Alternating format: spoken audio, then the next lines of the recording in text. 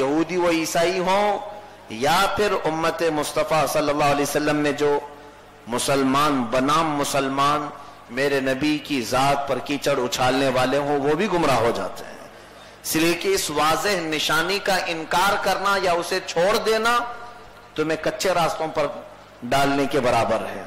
اب اللہ عز و جل نے ان کے رد میں یہ بھی فرمایا کہ تم کھلی ہوئی نشانیوں کا کیوں انکار کرتے ہو اور حق کو باطل سے کیوں ملاتے ہو.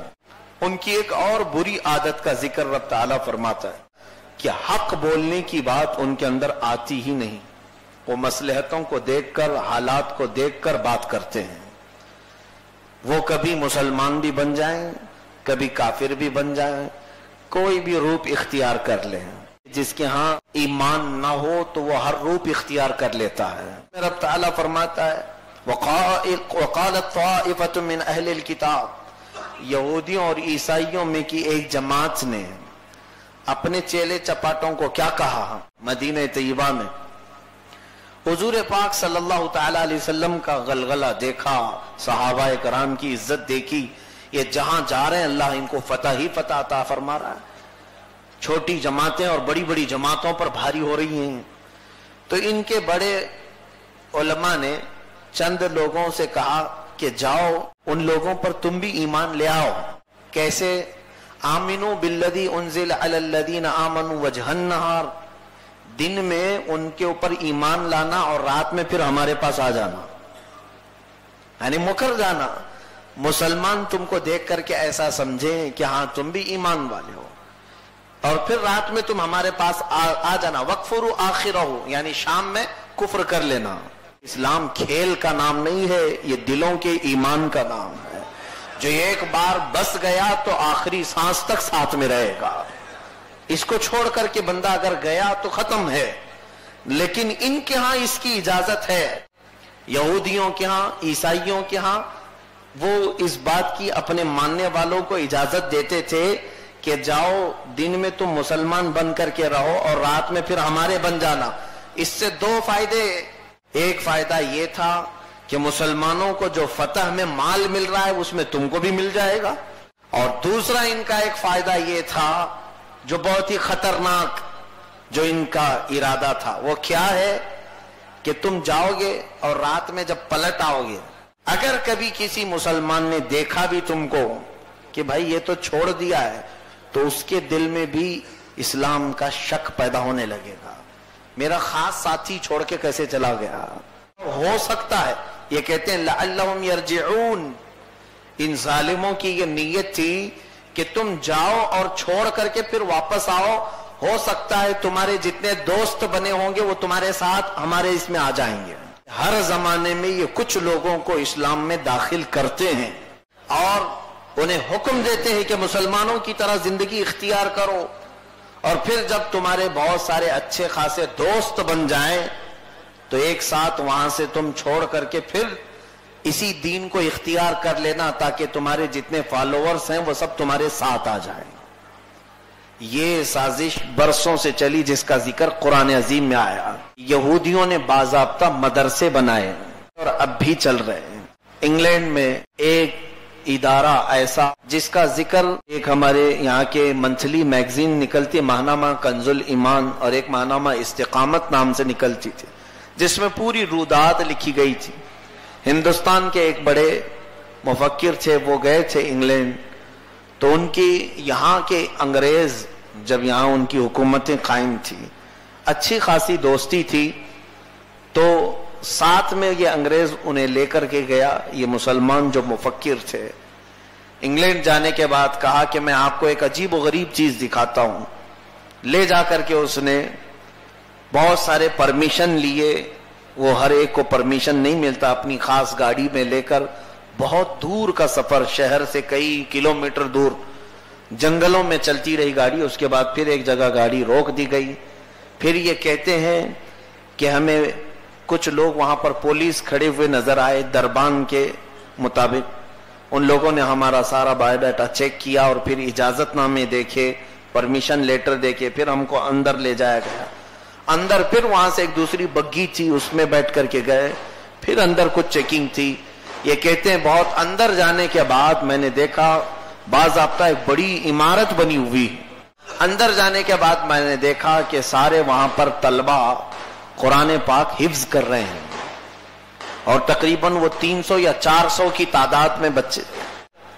دوسرے منزلے پر جا کر کے دیکھا تو وہاں بہت سارے علماء پڑھا رہے ہیں, علم حدیث پڑھا رہے ہیں, علم تفسیر پڑھا رہے ہیں, منطق و فلسفہ اور اسلام کی تاریخ پڑھا رہے ہیں. تو یہ کہتے ہیں مجھے بڑے حیرت ہوئی کہ یہاں پر ایک مدرسہ چل رہا ہے اور اتنی محنت سے یہ قرآن کے حافظ بن رہے ہیں, علم حدیث علم تفسیر سیکھ رہے ہیں. تو اس انگریز نے مجھے یہ بتایا کہ یہ جتنے لوگ ہیں سب کے سب یہودی ہیں, اس میں کوئی بھی مسلمان بچہ نہیں ہے, سارے یہودی ہیں, اور ہمارے ہاں انہیں تعلیم دی جاتی ہے اسلام کی مکمل, اور پھر انہیں ہم مسلمان محلوں میں بھیجتے ہیں.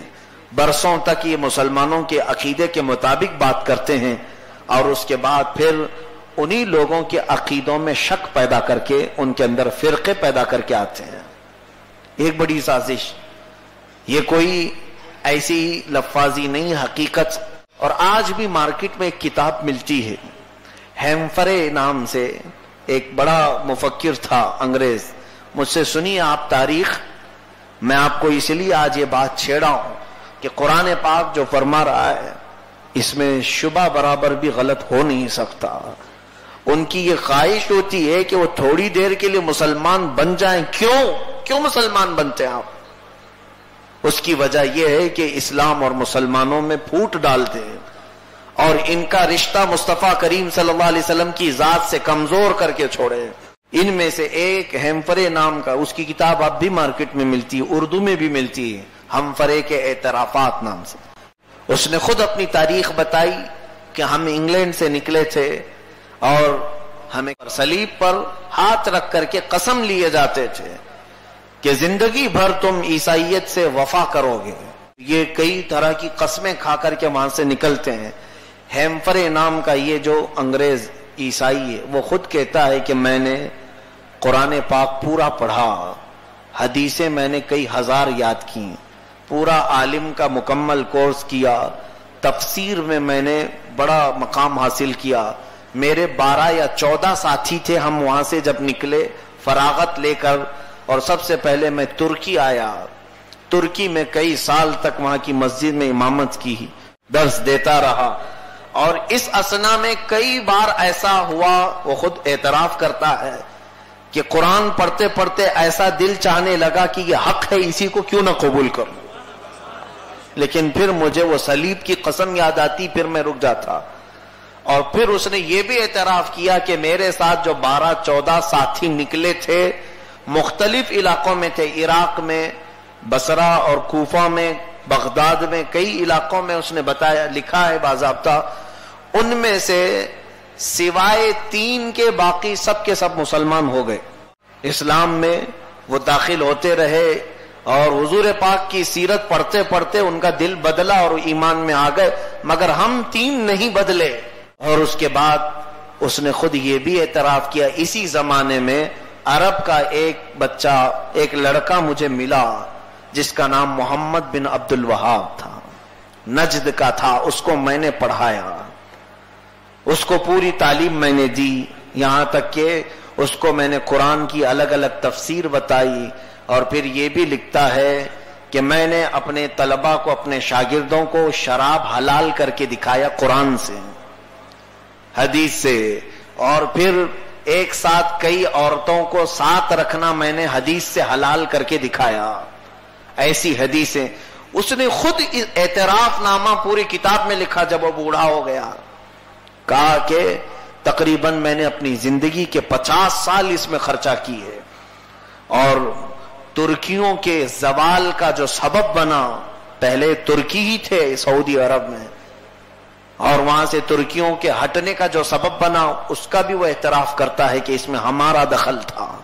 ہم نے عربوں کو اکسایا کہ یہ تمہارا ملک ہے, ترکیوں کو یہاں سے نکالو. اور ان دونوں میں ایسی دشمنی پیدا کی کہ مسلمان سے لڑتے تھے, قتل و غارت ہوتی تھی. یہ تمام چیزیں آج بھی موجود ہیں, یہ ڈھکی چھپی باتیں میں نہیں کہہ رہا ہوں. کہیں آپ کو ایسا لگے کہ خالی مجھے معلوم ہے، نہیں، یہ ایسی چیزیں جو کتابوں میں چھپ چکی ہیں۔ یہ اور بات ہے کہ ہمارے مسلمانوں کو ان تمام کتابوں سے کیا لینا دینا ہے؟